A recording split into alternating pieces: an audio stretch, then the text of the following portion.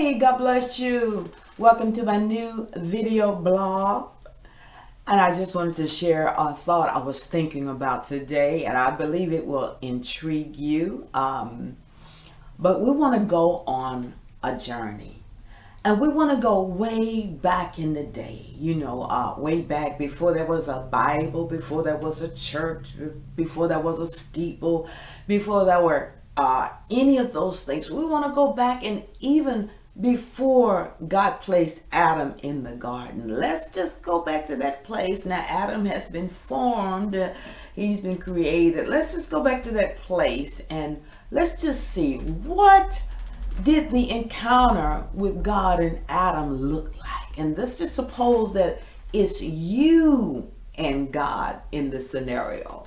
There you are with God.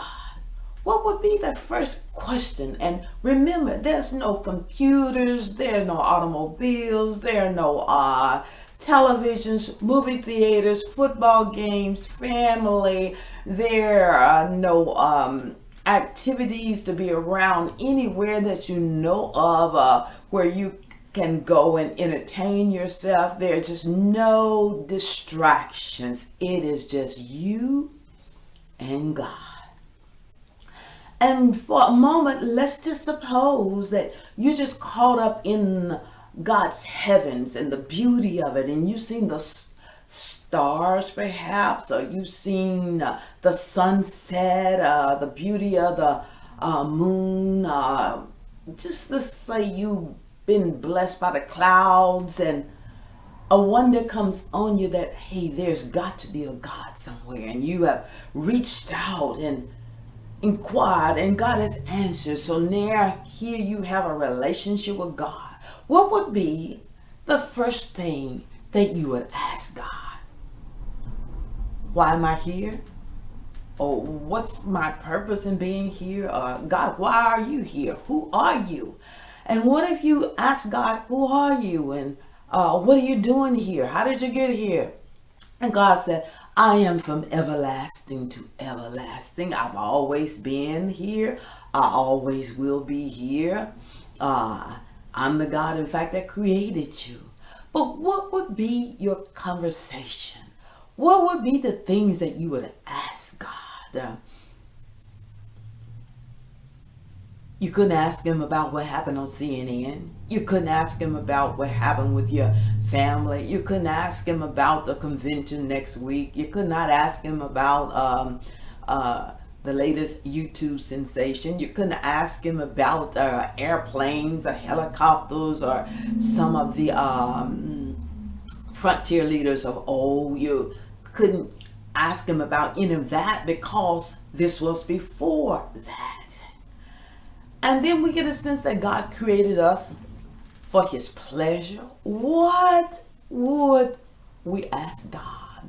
Or was it just God all giving and revealing to Adam his handiwork, revealing to Adam about the heavens? And when Bible study the other day, and Apostle Grace made mention of the fact how heaven merged with earth and the glory that Adam was in, what did Adam see?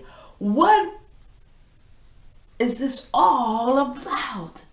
What would be our conversation with God? Now, let's step into the future.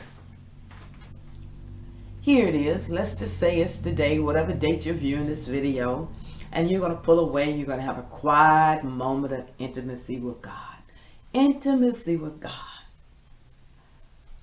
What are you going to say?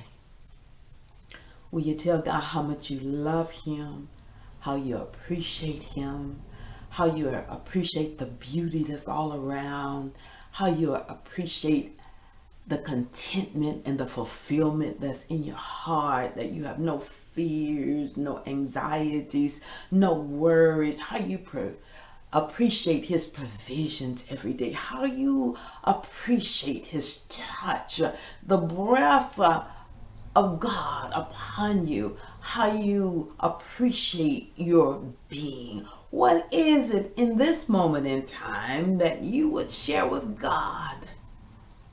Or will you be in a place of stillness and allow God to reveal or commune with God out of your own heart? Will you go back? Let's go back with Adam. And it's a place of stillness. And in all that stillness, you have, in other words, a moment of Psalms 46:10 that says, "Be still and know that I'm God." And in that stillness, all of a sudden, God is revealing himself. He has pulled the curtains back and allowed you to see what you never contemplated. He has pulled the covers back. And it's so natural with you because it's spirit to spirit and you and your God are one. It's natural, but you'll be holding the beauty. You'll be holding the places in heavenly places that God is taking you to and allowing you to travel to because you're spirit now. And you'll be holding his glory, his majesty. Can you imagine, because you're in tune and you're in the moment with God, just the glory of God that continually wraps you and saturates you because you have no distractions and you're still, and what it is a knowing, not a conversation, but it's a knowing, it's a being. I just get a sense that God is calling us back to that place of knowing, being still, and knowing that in that moment in between the stillness and the knowing that God is going to pull the curtains back and beckon you to a place of recovery. Just thinking. God bless. Thanks for tuning in. See you later. Godspeed on your journey into intimacy. I'm out of here.